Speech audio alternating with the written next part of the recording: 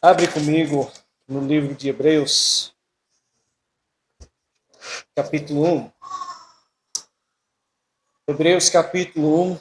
Vamos ler dos versos 7 ao 9 e depois orar.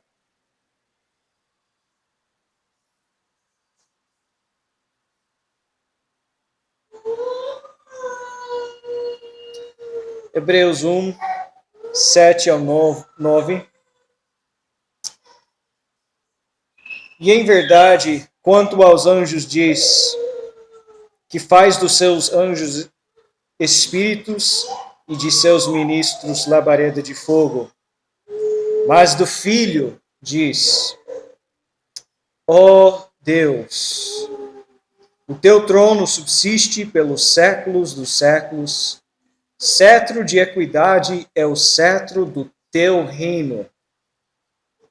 Amaste a justiça e odiaste a iniquidade. Por isso Deus, o teu Deus, te ungiu com olho de alegria mais do que a teus companheiros.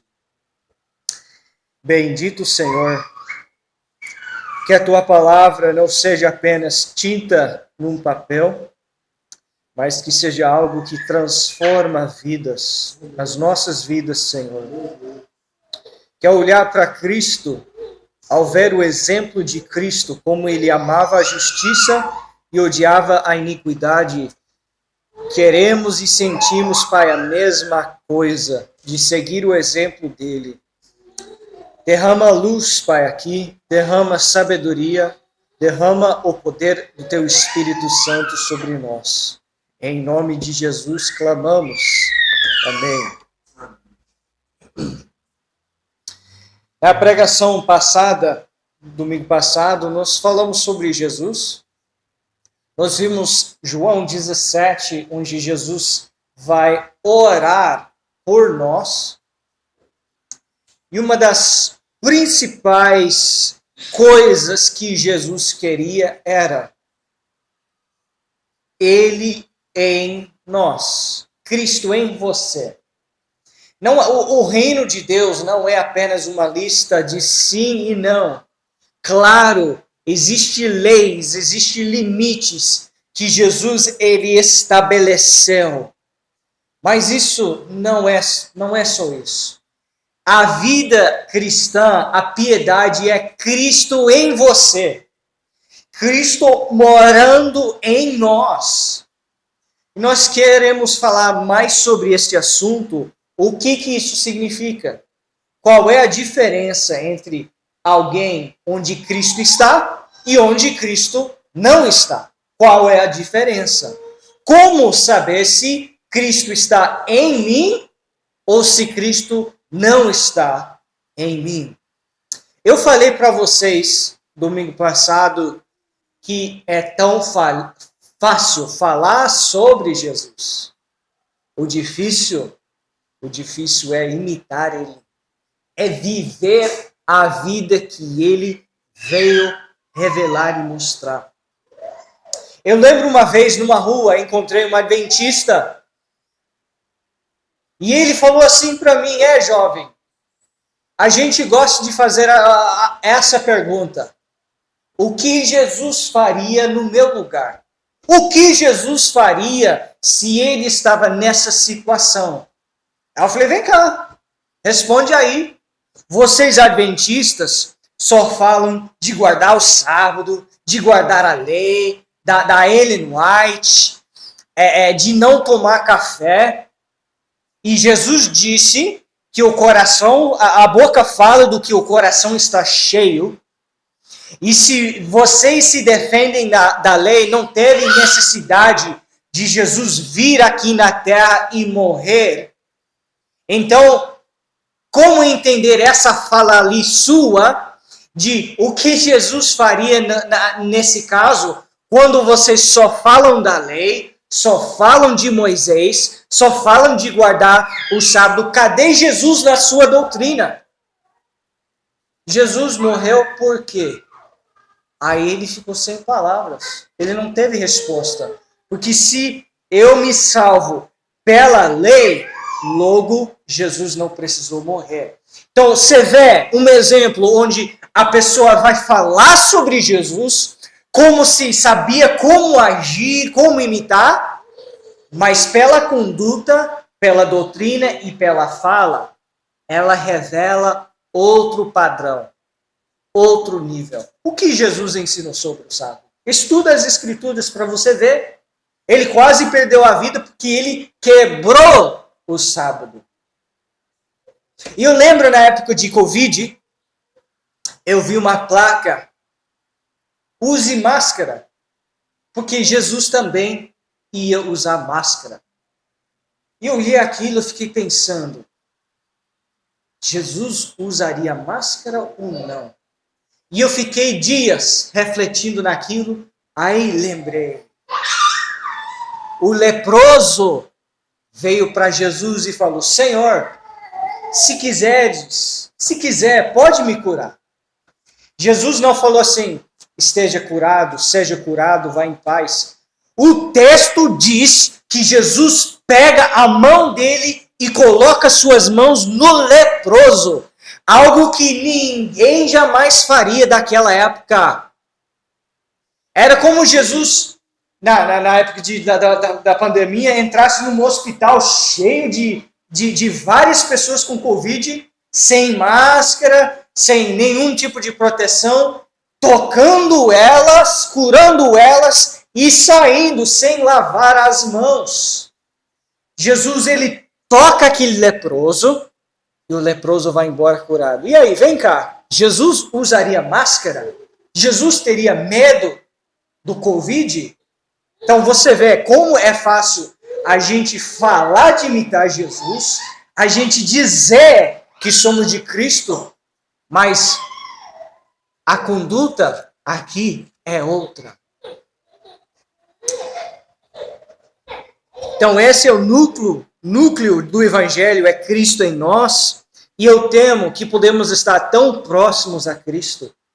A gente fala, Jesus, usa máscara, porque se você ama Jesus, se fosse Jesus eu faria assim. Vem cá, entenda qual é a vida e o exemplo de Cristo. Então, nós temos aqui um exemplo. Aqui nós temos uma frase que vai resumir a vida de Jesus completamente. No verso 9, amaste a justiça e odiaste a iniquidade. Resumiu a vida de Jesus. Você quer imitar Jesus? Ama a justiça e odiar a iniquidade. Entenda uma coisa. Quando o homem cai no pecado, Deus ele começa a levantar homens, profetas, que vieram falar, repreender, exortar.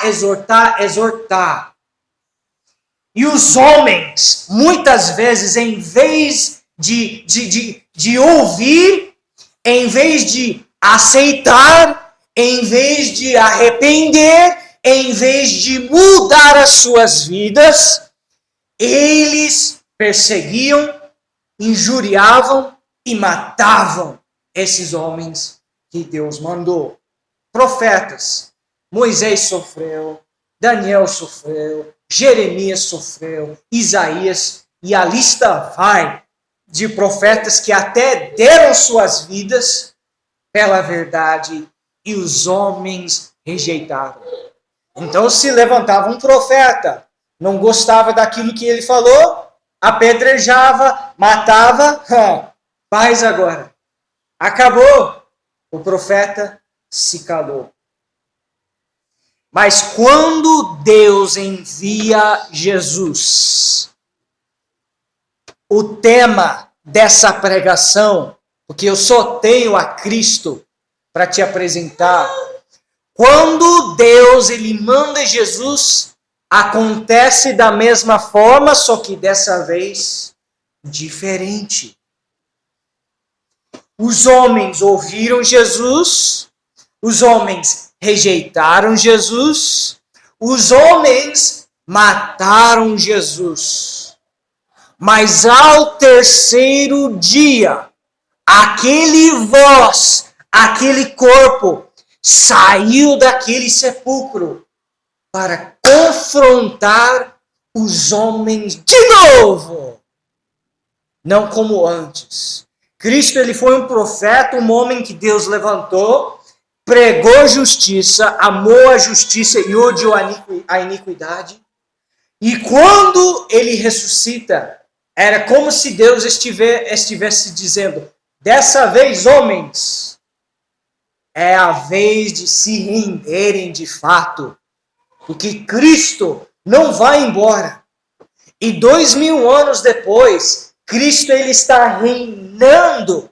Ele é rei, ele é Senhor. Ele está aqui, como diz o verso 8, num trono. O teu trono, ó Deus, subsiste pelos séculos dos séculos. E ele tem um cetro de justiça, ou seja, de equidade, para ele reinar sobre todos os homens. Cetro de equidade é o cetro do seu reino. Os homens podem diluir o evangelho. Os homens podem até ignorar Jesus, mas ele reina. Ele é Senhor.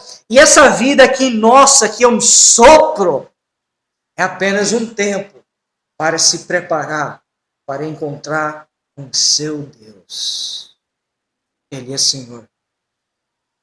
Ele é exemplo. Interessante que todas as religiões, muçulmanos, mormons, todos eles têm um homem. Buda, Maomé, Joseph Smith. O nosso homem é esse homem aqui. O teu trono subsiste pelos séculos dos séculos. Esse é o nosso homem. Cetro de equidade é o cetro do teu reino. Esse é o nosso homem. E ele ama a justiça e odeia a iniquidade. Diz no verso 6 que eu li na pregação passada, Deus convoca, ele chama todos os anjos de Deus o adorem. Esse é o nosso homem. E esse homem, no momento, pode ceifar minha alma, no momento pode rasgar o céu, no momento eu vou precisar prestar conta de como eu gastei a minha vida e o tempo que ele me deu. Então, entendendo isso, a questão é: o que significa Cristo em mim? O que significa imitar Jesus, Arão? O que significa imitar Jesus? O que significa aquilo que ele diz aqui? Amar a justiça e odiar a iniquidade. Quando o primeiro Adão pecou, Deus então ele manda um segundo Adão, que será o exemplo. Esse é o nosso exemplo. Observando a vida de Jesus, veja o homem Jesus, que andou aqui na terra fazendo o bem, como Atos 10 diz. Ele andou pela terra fazendo o bem a todos. Como que Jesus ele amou a justiça e odiou a iniquidade? Um exemplo que nós já vemos no início do seu ministério. Jesus ele foi para o deserto. A Bíblia diz que o Espírito Santo levou ele. E lá ele fica 40 dias sem comer. Imagine você depois de 40 dias sem comer. O fome que você teria. E aí vem o diabo. Se tu és o Cristo, fala para essas pedras, Jesus, se transformarem em pão. Tu não podes. Você não é o Filho de Deus. Jesus, nessa situação, ele tem uma fome insuportável que ninguém aqui já experimentou. Dizem que por volta de 40 dias, depois de passar 40 dias sem comer, o seu corpo, ele solta um desejo terrível, querendo comida. E se você não satisfazer as necessidades do seu corpo, o corpo começa a se comer, porque está acabando sua vida. E vem o diabo. Pois se não faz um pão, Senhor, de todas as necessidades que ele poderia ter, naquele momento que ele mais precisa é comida. E não é errado fazer comida. Só que o diabo está tentando ele, para ele se provar diante do diabo. E Jesus, em vez de ceder à tentação, ele recusa. Você sabe o que isso significa? Jesus estava disposto a morrer antes de ceder à tentação. Eu prefiro passar fome e morrer de fome do que ouvir o diabo. E eu te pergunto, você tem essa mesma entendimento com a tentação? Vem a tentação, vem aquele desejo, aquele paixão, e no seu íntimo você pensa assim: eu prefiro morrer do que ceder ao pecado. Eu prefiro dar minha vida, eu prefiro dar o meu corpo do que cair naquela tentação. Isso foi a atitude de Cristo quando se fala da tentação. Ele amava a justiça tanto que ele daria sua vida. Tremendo exemplo de como ele amava a justiça e odiava o pecado. E eu pergunto para você, que tipo de cristianismo é esse que tem mais medo de abandonar o mundo do que ser radical? Tem mais medo de ser um crente fervoroso, um crente que ora, que jejua, que lê a Bíblia, que quer fazer as coisas para Deus e fazer as coisas acontecer? Tem mais medo disso do que o mundanismo, o pecado, o conforto. Que crente é esse? Jesus não foi assim. Ele não se conformava com o pecado. Ele estava disposto a morrer antes de se entregar pelo pecado. John Wesley, ele coloca muito bem. Acho que ele simplesmente vai tirar, eu não sei se ele tirou isso desse versículo aqui, mas ele fala: dê-me 100 homens que temem nada além do pecado e não desejam nada além de Deus, e esses abalarão as portas do inferno. Ou seja, 100 homens que só amam a justiça, aquilo que é certo, aquilo que é santo, e odeiam o pecado. Temem o pecado. E com esses 100, eu consigo fazer o inferno tremer. Foi isso que Jesus fez. Ele amou a justiça e odiou o pecado. E se você conhece Cristo, se Cristo está em você, você também vai amar a justiça e odiar o pecado. Simples. Não é uma lista de regras apenas. É uma condição do seu coração que olha para aquilo que vem de Deus e você ama aquilo. Você quer aquilo. E você vê aquilo que vem das trevas, aquilo que vem da sua carne, aquilo que vem do mundo, e você odeia. Não apenas dizer não, mas puxa, se ninguém estava olhando, não! É um repúdio, é um ódio por aquilo que não é justo. Isso é Cristo em nós. Isso é o exemplo de Cristo. Poderíamos ver muitos outros exemplos. Poderíamos falar das vezes que ele ia repreender os fariseus por causa da avareza dos seus corações. Ele via que os fariseus devoravam as casas das viúvas, roubavam dinheiro. E eles, sim, eram religiosos, mas eles gostavam mais do dinheiro. E isso Jesus odiava, que não era justo e era iniquidade. Poderíamos falar de João 2, que lemos, quando Jesus ele vai limpar o templo, ele vai falar, não é casa de oração, a casa do meu Pai? Podemos falar de várias vezes onde ele revela que ele queria justiça para os abandonados, os pobres, as viúvas, os leprosos, as ovelhas sem pastor. Ele queria justiça. Você vê algo em Jesus que queria justiça para aqueles que estavam sofrendo injustamente. Aqueles que eram largados pela sociedade, largados pela religião, aqueles que estavam nos cantos, aqueles que estavam abandonados. Jesus, ele teve um interesse nesse tipo de pessoa abandonada, porque ele amava a justiça.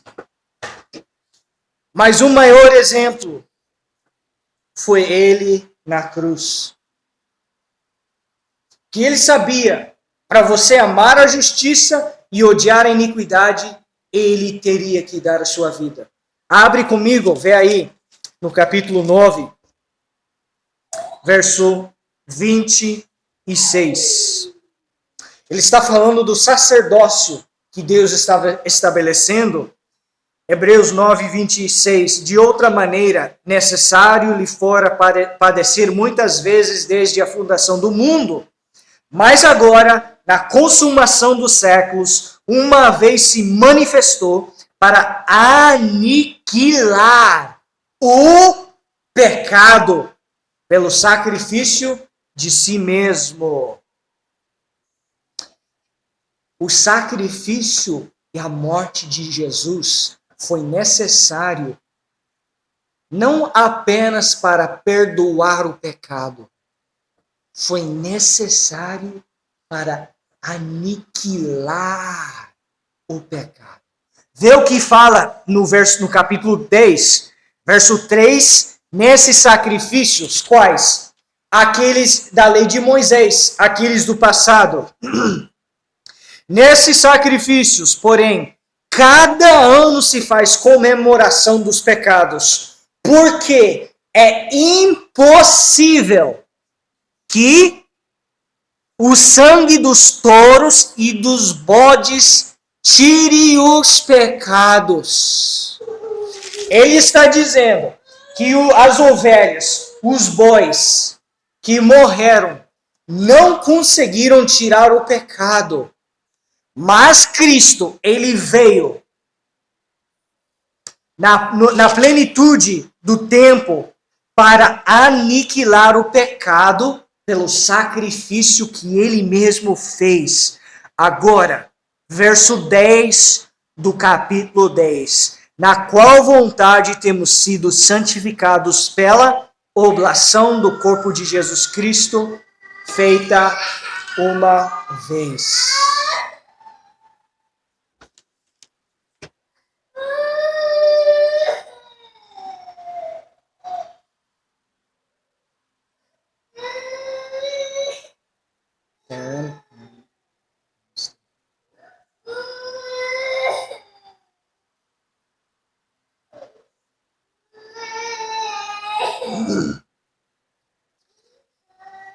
Jesus, pendurada na cruz, com suas mãos feridas, tentando respirar e não conseguindo, com seus pés feridos, nu, sem roupas, zombado, o Cordeiro de Deus. E ele estava fazendo isso para aniquilar o seu pecado. Ele amava a justiça e odiava o pecado de tal forma que ele estava disposto a morrer e dar sua vida. Em vez de deixar o pecado permanecer, em vez de deixar as injustiças continuarem, ele falou: eu dou minha vida para que essa aí cessa, para que a justiça seja estabelecida na terra e para que o pecado caia para a terra. Ele amava a justiça e odiava a iniquidade. E a chamada dele está sobre vocês e eu, para nós também amar a justiça e odiar a iniquidade. Que tipo de crente é esse? Crente de nuvem sem água, como Judas diz. Que ama o pecado e teme a santidade. Isso não vem de Cristo. Isso não foi o exemplo que ele deu.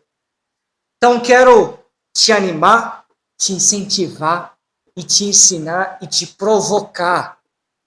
Ama a justiça, odiar a iniquidade. Imita a Cristo e receberás a coroa da vida que ele tem para aqueles que o amam. Esse é o centro do Evangelho. Só faça isso, meus irmãos. Amar a justiça e odiar a iniquidade. Só isso. É isso que ele deixou. É isso que ele exemplificou. Vai e faça a mesma coisa. Vamos orar.